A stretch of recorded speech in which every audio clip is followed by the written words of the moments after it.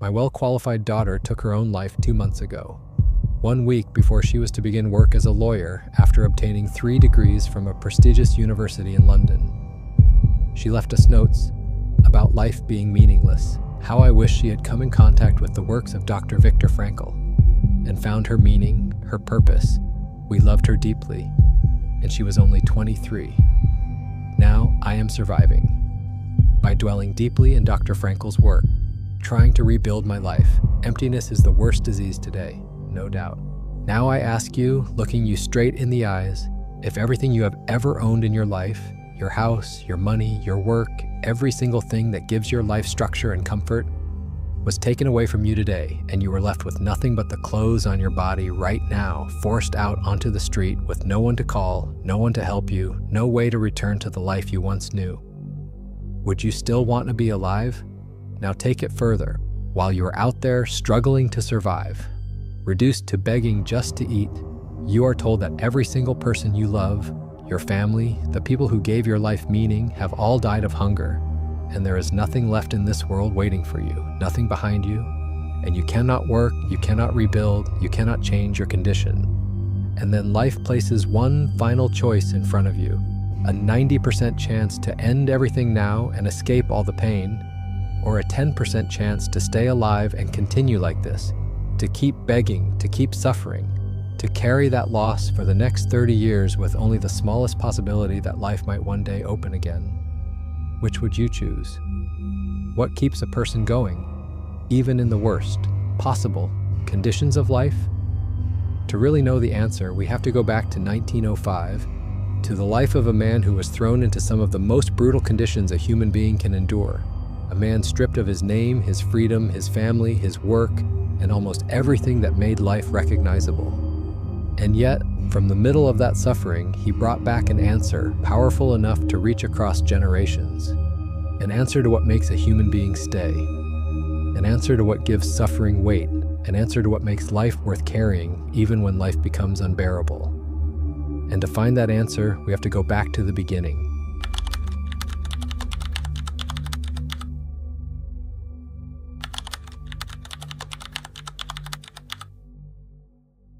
Inside a barracks in a concentration camp, several dozen men lie on wooden planks, shaking with typhus.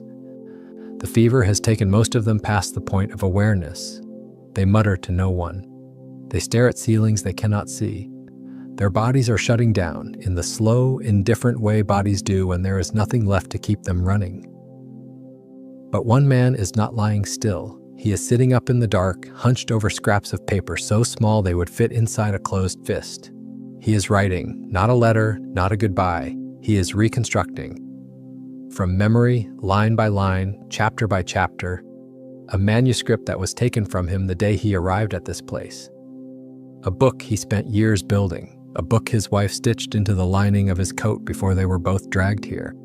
It was confiscated on arrival, destroyed, every page, every word, gone. And now, 16 nights into a fever that has killed the men around him, he is rebuilding it, in the dark, on scraps, using the heat of the disease to keep himself awake long enough to get the words down. His name no longer exists here. He is prisoner number 119,104. Before the war, he was a psychiatrist. He had treated 12,000 patients. He had written papers that impressed Sigmund Freud. He had a wife named Tilly and a life, and a theory about what holds human beings together when everything else falls apart. All of that has been taken. What has not been taken? What the camps could not reach, what the fever cannot touch, what the destruction of the manuscript only made more urgent, is the question. The one he has carried since he was 4 years old, lying awake in Vienna, realizing for the first time that one day he would die. Does life have meaning, even here, even now, even in this? The book he is rewriting on those scraps of paper will eventually be called Man's Search for Meaning. It will sell 16 million copies. It will be translated into 50 languages. It will be named one of the 10 most influential books of the 20th century. But that is decades away. Right now, there is only a man, a fever, and scraps of paper in the dark. And the fact that he is writing it all, that his body is failing and his hand is still moving, is already the answer to his own question. But to understand what kept this man writing in the dark, we need to go further back, long before the camps, to the moment this obsession with meaning began, and to the choices he made that proved the theory was real before he ever set foot inside a barracks. Viktor Frankl was 4 years old when it happened. He was lying in bed in a safe home, in a stable family in Vienna, and without warning, without anyone prompting it, the thought arrived, one day I will die. Not in the distant, blurry way adults learn to package that idea and shelve it somewhere they never have to look. A 4-year-old does not have that shelf. It hit him raw, whole, final, and something unusual happened. He did not push the thought away. He stayed with it. He turned it over. And instead of fear, a question formed, one that would never leave him for the rest of his life. If I am going to die, then what does it mean to be alive? By the time he was a teenager, that question had consumed him. He was reading psychology, philosophy, everything he could reach. At 16, he did something most people would not believe. He wrote a letter to Sigmund Freud, the most famous psychiatrist on the planet. And Freud did not ignore it. He was so struck by what this boy had written that he asked permission to publish the paper. A 16-year-old, corresponding with Freud, being taken seriously by the most dominant mind in his field. 3 years later, Frankl was walking through a Viennese park and saw a man with an old hat and a torn coat. He recognized the face from photographs. It was Freud. He approached him and introduced himself, and Freud, without hesitation, recited Frankl's home address from memory. Years had passed, and Freud had never forgotten the letter from the boy. That is the level of mind that walked into the camps. But Frankl was not content to just think about meaning. He needed to test it. At 25, he organized free youth counseling centers across Vienna. At the time, teen suicides were spiking, an epidemic that no one had been able to stop. Within a year of Frankl's center's opening, the number dropped to 0. Not reduced, eliminated. A young psychiatrist armed with nothing but the belief that people who find a reason to live will choose to keep living, had done what no institution, no policy, no program had managed. The theory was not abstract. It worked. It saved lives, and this was years before the camps ever entered his story. Then came 1941. The Nazis had taken Austria, Frankl's world, the intellectual Vienna he had grown up in, the career he had spent his life building. It was collapsing around him. And an opportunity appeared, a visa to America, safety, a chance to continue his work, his life, his future. For there was one condition, only he could go. His elderly parents would have to stay behind. He was torn. He knew what staying meant. He visited his parents' home and his father showed him something. A piece of marble rescued from a synagogue that had been destroyed. Carved into the stone was a fragment of the 10 Commandments, the one that read, "Honor thy father and thy mother." And now Frankl stood at one of the most impossible crossroads a human being can face. On one side, the visa, America, safety, his career, his future, his life, everything intact. A chance to continue his work, to survive, to build something from what remained. On the other side, staying in Nazi-occupied Austria, where being Jewish was already a death sentence being written slowly, where his elderly parents, his father in his 80s, had maybe a 20% chance of surviving what was coming whether he stayed or not. Staying did not save them. It only meant he would share whatever fate was coming for them. He was not choosing between his life and their survival. He was choosing between his life and not abandoning them to die alone. Now I want you to put yourself there. Not the noble version of yourself, the real one. You are Frankl. The visa is in your hand. Your parents are in that room. You know what is coming. You know the odds. You know that staying may save no one, including you. What do you do? Tell me below right now. If you were Frankl, would you have taken the visa and lived, or stayed and perished together? Frankl put the visa down. He let it expire. He never applied for another. He chose his parents. He chose responsibility. He chose something that mattered more to him than his own survival. And he made that choice before the philosophy had a name, before logotherapy, before man's search for meaning, before any of it. The theory was already alive inside the man. He was living it before he ever wrote it down. Shortly after, he married Tilly Grosser, a nurse he had met at the hospital where he worked. The Nazis forced them to abort their unborn child. The cruelty was systematic, calculated, and still they stayed. They worked, they loved, they prepared for what both of them knew was coming. And before they were transported to Auschwitz, Tilly did something. She took the manuscript, the book on meaning Frankl had been building for years, the theoretical foundation of everything he believed, and she sewed it into the lining of his coat, page by page, stitched against his body, ironed so that when they walked into the darkest place on earth, he would carry his life's work hidden against his skin. Love holding ideas, ideas held by love, both walking together into a place that was built to destroy them. Most people will never face a choice like the one Frankl made with that visa. Most will never have to weigh their purpose against their survival. But there is a quieter version of that choice happening all the time. The choice between what is easy and what matters.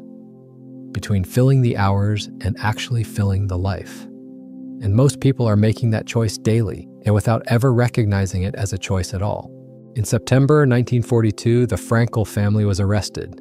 Viktor, Tilly, his mother, his father, his brother, all of them taken in a single roundup. Only one sister had already escaped to Australia. Everyone else was loaded onto transports. Auschwitz. On arrival, the coat was taken. The manuscript Tilly had sewn into the lining, years of work, the entire intellectual foundation of everything Frankl believed, confiscated, destroyed. His clothes were replaced with the uniform of the condemned. His name was replaced with a number, 119,104. That was what remained of Viktor Frankl, a number on a body standing in line. The camp doctor supervising the arrivals was Joseph Mengele. He directed incoming prisoners into two lines. One line moved left toward the gas chambers. One moved right toward forced labor.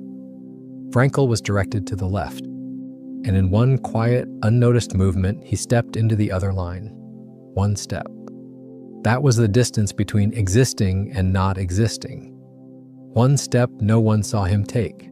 The man who had treated 12,000 patients, who had corresponded with Freud, who had dropped teen suicides to zero across an entire city, was now a slave laborer, digging ditches, laying railway tracks in the mud. A capo, a fellow prisoner handed authority by the Nazis, beat him and screamed into his face, "You pig, I'll teach you to work. You'll dig dirt with your teeth. In 2 days, I'll finish you off." This was the environment. Every day, random violence, starvation so constant it became the texture of existence. Labor designed to exhaust without producing anything. Prisoners stripped of every marker of identity. No names, no possessions, no privacy, no autonomy. A system engineered not just to kill bodies, but to empty minds, to make the suffering so pointless, so arbitrary, so unrelenting, that the person inside the body would die long before the body itself gave out. And most of them did, but not all of them. And this is where Frankl saw the thing that would define the rest of his life. Across thousands of prisoners, a pattern emerged. It did not follow physical strength. It did not follow age or health or luck. The prisoners who held a reason, a specific, personal, concrete reason to keep living, survived conditions that should have destroyed them. A wife they believed was waiting. A manuscript they needed to finish. A child somewhere outside the wire they had to return to. A patient in the next barracks who could not survive without their help. And the reason was different for each person. But the presence of a reason, any genuine reason, changed everything. It changed how they stood, how they moved through the cold, how their immune systems responded to disease, how much their bodies could endure before breaking. And the prisoners who lost their reason, who reached a morning where the answer to the question, "What am I surviving for?" was silence. They collapsed, not gradually, rapidly, sometimes within days. Men who had been physically strong stopped eating, stopped moving, stopped responding. Their eyes went flat. Their bodies, which had endured months of starvation and labor, suddenly gave out, as though the thing holding them together had simply been removed, and what was left could not stand on its own. Frankl watched this happen again and again. The purpose was not a psychological luxury. It was the load-bearing structure of a human life. Remove it, and the building falls, no matter how strong the walls appear. One prisoner held on to a single date, March 13th, 1945. He had dreamed, or believed, or convinced himself that the war would end on that day. That liberation was coming. That date became his anchor. It kept him breathing through months of brutality, because every morning had a countdown, and every countdown has an end. March 13th came. The war did not end. Nothing happened. No liberation, no rescue. The date passed like any other. He was dead within days. Typhus took him. But the disease had been in his body for weeks. It only won when the reason to fight it disappeared. His hope had been real. But it was attached to something outside of himself. It's something he could not control. And when it shattered, there was nothing beneath it. No deeper structure, no internal answer to the question. Just the empty space where a date used to be. Frankl himself was offered a chance to escape. He could have left. He could have run, and possibly survived outside the wire. He refused. Because in the camp infirmary there were patients, sick, suffering prisoners who had no one else. His training, his skill, his presence was the only thing standing between them and dying completely alone. And Frankl could not leave them. His purpose, to care for others, was more real to him than his own freedom, more valuable to him than his own survival. And there were others like him, not many, but enough to prove something. Prisoners who were starving, genuinely starving, their bodies consuming themselves, who gave their last piece of bread to someone suffering worse. Prisoners who walked through the barracks at night, comforting others, offering words when words were the only thing left to give. They chose who they were, even inside a system designed to strip that choice away. And there were the capos, prisoners who chose the other direction, who accepted power from the Nazis in exchange for brutalizing their own, who became, in many cases, more vicious than the guards. The same conditions, the same barbed wire, the same starvation, opposite choices. The freedom to choose, the inner freedom, the one the Nazis could not confiscate, was always present, even in hell. Frankl understood something about the camps that went deeper than the horror. The Nazis were not just inflicting suffering, they were engineering meaningless suffering. The labor was designed to produce nothing. Prisoners would carry rocks from one end of a field to the other and then carry them back. And orders were contradictory. Rules changed without warning. Punishment was random. The entire system was built to make the mind unable to find a reason for what was happening. Because the Nazis understood, even if they never articulated it this way, that a person who can find meaning in their suffering can endure almost anything. And a person who cannot find meaning in their suffering will break, no matter how strong their body is. Frankl's answer, the answer he lived, not just theorized, was that meaning could be found even here, not in the circumstances. The circumstances were beyond redemption, but in the response, in the choice of how to carry what could not be escaped, in what your behavior, under the worst possible conditions, revealed about who you actually were. He did not make the suffering make sense.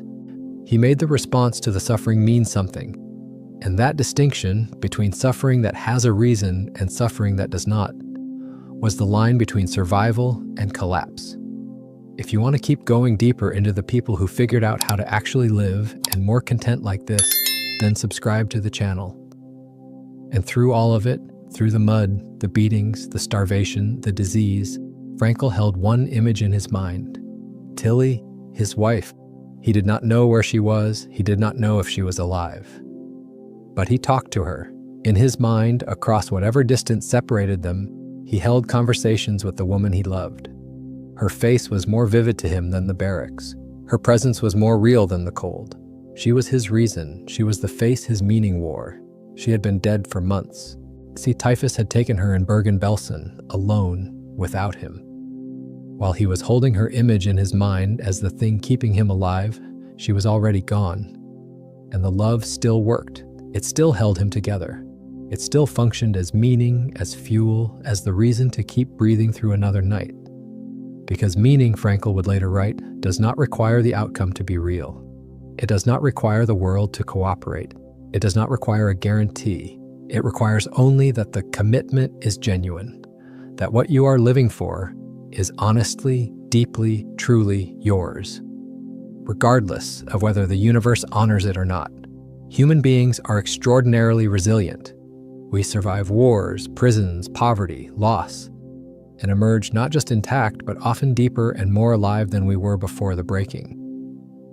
But those same human beings, placed in comfortable rooms with full lives and no reason to live any of it, can fall apart completely. The variable was never the amount of suffering. It was whether the suffering or the life had a reason. Remove the reason, and the same existence that was survivable becomes something a person can no longer bear.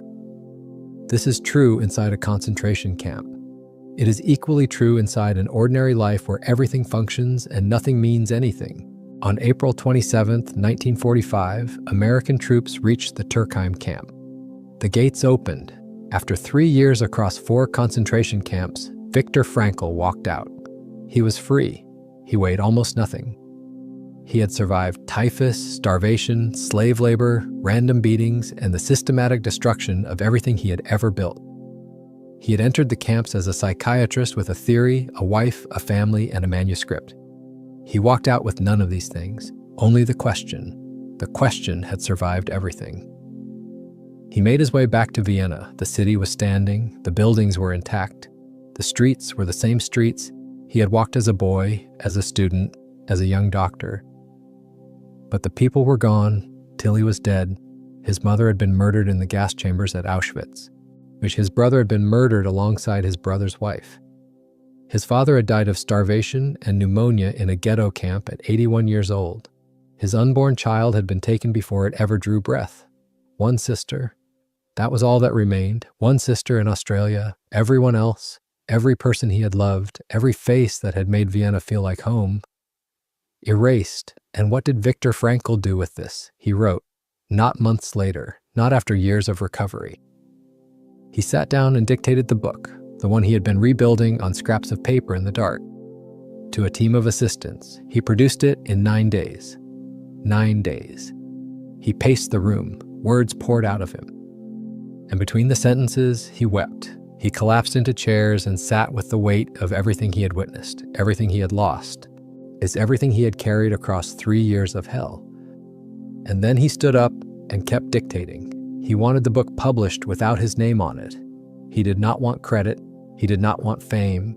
He wanted the ideas to speak for themselves. His publisher convinced him otherwise. And the book he wrote in 9 days, the book he wanted no one to associate with his face, Man's Search for Meaning, went on to sell 16 million copies in 50 languages. The Library of Congress named it one of the 10 most influential books in America. It has been read by more human beings than almost any work of psychology ever written. Frankl was not surprised that it resonated, but he was not proud of it either, at least not in the way most authors would be. He saw its popularity as a symptom, a diagnostic marker. The world was full of people who were desperately asking the same question he had been asking since he was 4 years old. And the fact that millions of them needed this book told him something that disturbed him almost as much as what he had seen behind the wire. Because after the war, Frankl began to notice something. In his clinical practice, in the lecture halls, in the letters that arrived from readers around the world, he saw it everywhere. The same emptiness, the same hollowness, the same quiet collapse of inner direction that he had watched destroy prisoners in the camps. But this time it was not happening in a place of extreme suffering. It was happening in living rooms, in offices, in countries with functioning economies and full grocery stores and democratic governments and all the freedom a person could ask for. People who had everything were falling apart, not violently, not dramatically, quietly, invisibly, from the inside out.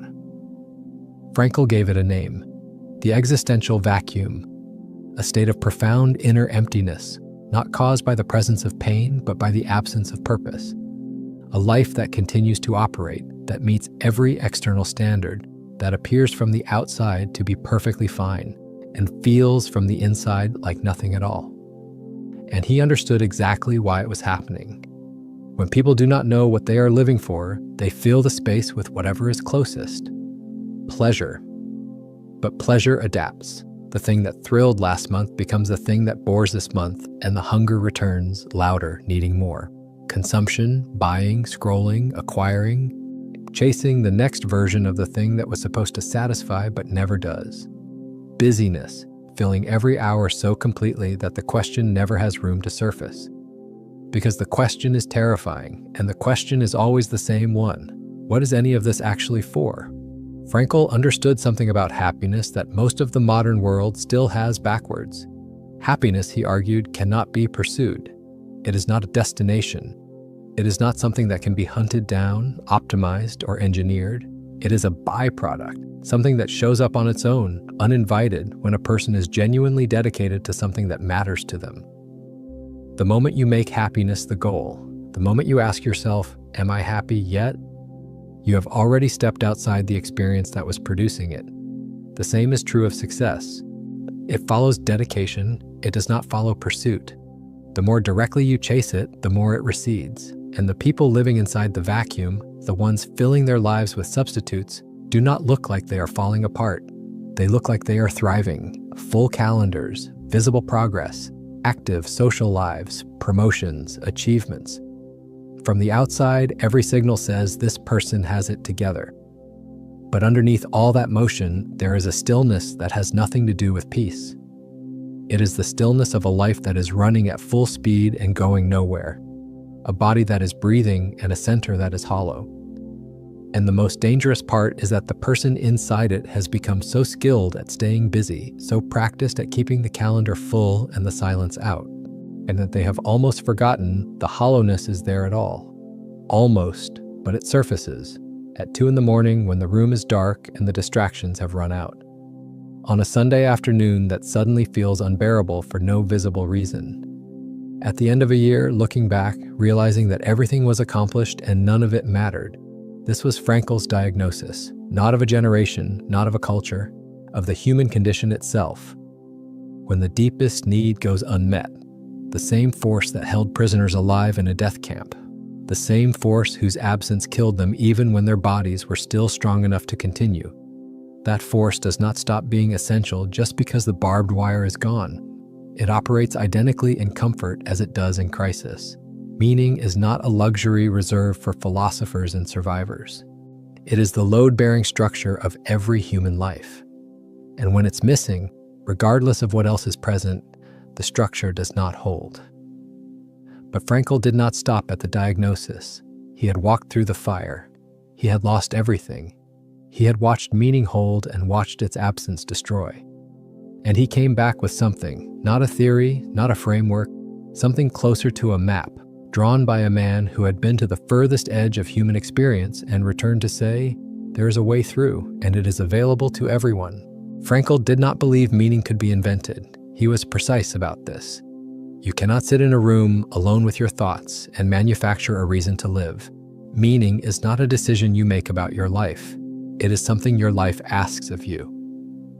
And you discover the answer only by how you respond.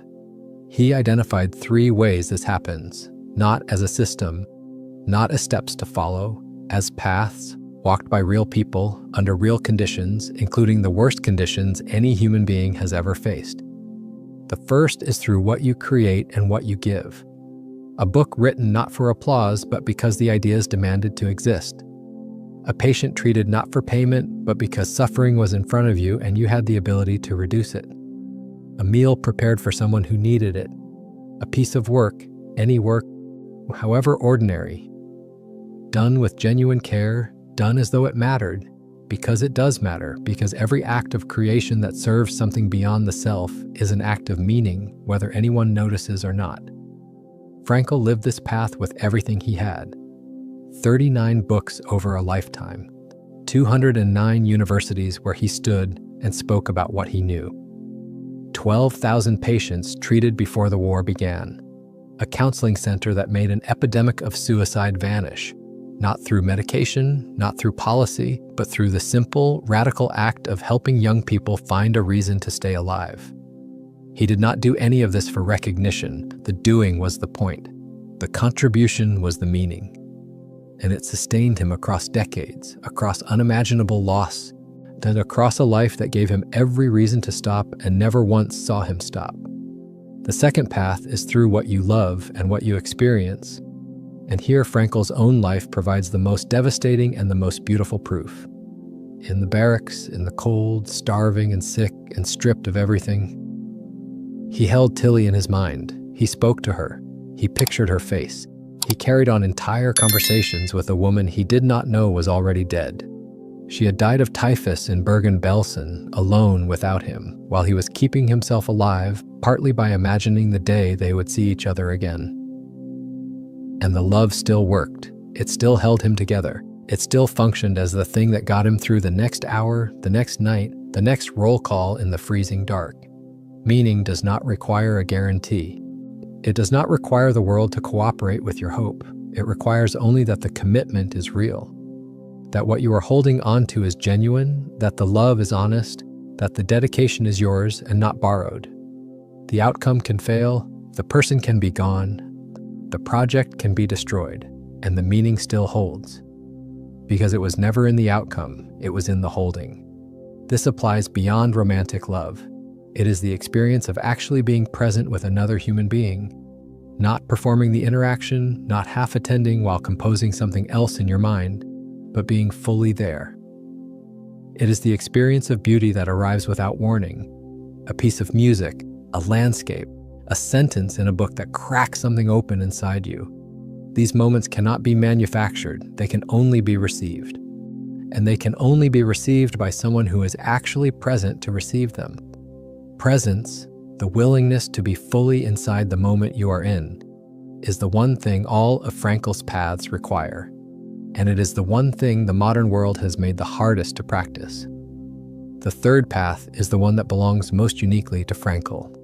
It is the one no other psychology has articulated as clearly, because no other psychologist earned the right to articulate it the way he did. It is the path of choosing how you carry what you cannot change. After the war, an elderly doctor came to see Frankl. The man was in despair. His wife had died 2 years earlier, and the grief had not lessened. It had deepened. He could not see past it. He could not find a reason to continue living without her. Frankl did not offer comfort. He did not tell the man his pain would fade. He asked a single question. What would have happened, doctor, if you had died first, and your wife had been the one left behind? The man paused. The room was quiet. That would have been terrible, he said. She would have suffered terribly. You see, Frankl said, you have spared her that suffering. By surviving, and by being the one who carries the grief, you have spared the person you love from having to carry it. The grief did not decrease. The pain did not vanish. But in that moment, it changed shape. And it was no longer pointless. It was no longer something happening to him for no reason. It was something he was doing, carrying the weight so she would not have to. His suffering became an act of love. And that reframing, that single shift in what the pain meant, was enough to let him continue. Fyodor Dostoevsky, a man who was sentenced to death, who stood before a firing squad and felt the cold of the rifles before his sentence was commuted to years of hard labor in Siberia, Proust, wrote something Frankl would quote for the rest of his life. There is only one thing I dread, not to be worthy of my sufferings. Not I dread the suffering, not I dread the pain. I dread being unworthy of it. Two men separated by a century, both forged in the most extreme conditions human beings have faced, arrived at the same truth. Suffering is not what destroys a person. Suffering without reason is. And here is where most conversations about Frankl end, with the three paths neatly explained, packaged, finished. But there is one more thing Frankl understood that almost no one talks about. And it may be the most important thing of all. Meaning is not something you find once. It is not a discovery you make at 25 that carries you to 90. It is not a permanent state you achieve and then maintain. It is alive, it changes, it grows as you grow. It contracts when life contracts. It sometimes fades entirely and has to be found again. In a new form, through a new path, for a new season of life. Frankl himself lived this. As a young doctor, his meaning was his patience. In the camps, it contracted to the most essential things. The image of Tilly, the manuscript in his mind, the sick man in the next bunk. After liberation, it expanded again, but it was different. The camps had burned away everything that was not essential, and what remained was deeper and more permanent than anything he had carried before. He remarried, he taught, he wrote, he climbed mountains. At 67, he learned to fly. His meaning kept moving. It kept breathing. It kept asking something new of him as his life changed shape. The invitation is not to sit down and discover your life's grand purpose before you take a single step. The invitation is smaller and more immediate than that. What is the one thing you care about right now? Not what should matter, not what looks impressive. What actually matters to you in this moment, in the life you are actually living. Start there. The rest builds itself around that center, not before you begin, but because you began. Meaning is not a destination, it is a direction. And it is chosen not once, but every single day. After the camps, after the grief, after the 9 days of weeping and writing, Viktor Frankl rebuilt. He became head of the neurology department at a Vienna hospital. He earned a PhD in philosophy. He married again, a woman named Ellie, a practicing Catholic. He was Jewish. They celebrated Christmas and Hanukkah in the same home. He had lost love in the most brutal way a person can lose it. And he chose to love again. He climbed mountains, not as a metaphor, actual mountains, the Austrian Alps. 3 climbing trails were eventually named after him. And at 67 years old, a man who had dug railway tracks in the mud as a slave, who had been beaten by a capo and told he would die like an animal, obtained his pilot's license. He learned to fly. He lectured at 209 universities across the world, Harvard, Stanford. He received 29 honorary doctorates. He wrote 39 books. And Man's Search for Meaning, and the book dictated in 9 days through tears, the book he wanted no one to know he had written, was named by the Library of Congress as one of the 10 most influential books in America, 16 million copies, 50 languages. Read by more people than almost any work of psychology in human history. Viktor Frankl died on September 2, 1997, in Vienna, the city where he was born. He was 92 years old. He had lived through the poverty of one world war, the rise of Nazism, the loss of his wife, his mother, his father, his brother, his unborn child. He had survived 3 years across 4 concentration camps. He had watched the complete destruction of everything he had built, and then built it again from nothing, as with the same hands. And he had proved with his own existence, not with a theory, not with an argument, not with a book, but with the way he lived every single day from liberation to his last breath, the one idea that defined his entire life. He who has a why to live can bear almost any how. The question Viktor Frankl spent 92 years answering did not belong to the 20th century. It was not solved when the camps were liberated. It was not answered when the book was published. It is the same question that is sitting quietly inside the chest of every person hearing this right now. The same question that surfaces at 2 a.m. on hollow Sunday afternoons at the end of a year that moved fast and left nothing behind. The question the busyness is designed to drown out. The question the scrolling is meant to postpone. The question that will not stop asking itself no matter how many distractions are placed on top of it. What is this all actually for? Frankl's answer, earned across a lifetime that included the worst suffering and the deepest loss any human being has faced, is that the answer is not more comfort, it is not more achievement, it is not more pleasure, more status, more accumulation. The answer is the same one that held a man together inside a death camp and held him together for 50 years after he walked out. Meaning, the search for it, the willingness to engage with life honestly enough, deeply enough, presently enough to discover what it is asking of you. Not what you can take from it, but what it is asking you to give. And that search does not require perfect conditions. It does not require certainty. It does not require that the world cooperate. It requires only that you begin, and that you begin now. Because the emptiness does not wait. And neither should the search. Frankl spent 92 years answering one question with his life. Now I want you to answer it in one sentence. Not theoretically, right now, in this moment. What is the one thing that makes your life feel like it means something, even if everything else disappeared tomorrow? Tell me now in the comments, because Frankl proved that the moment you name what you're living for, something in you shifts. And that shift starts here. And if this reached something in you, something that has been sitting beneath the surface, waiting to be acknowledged, then support what made you feel it. Like this video. Subscribe to this channel, not for the algorithm, because this kind of depth matters, and the fact that you stayed until the end already tells me you know that.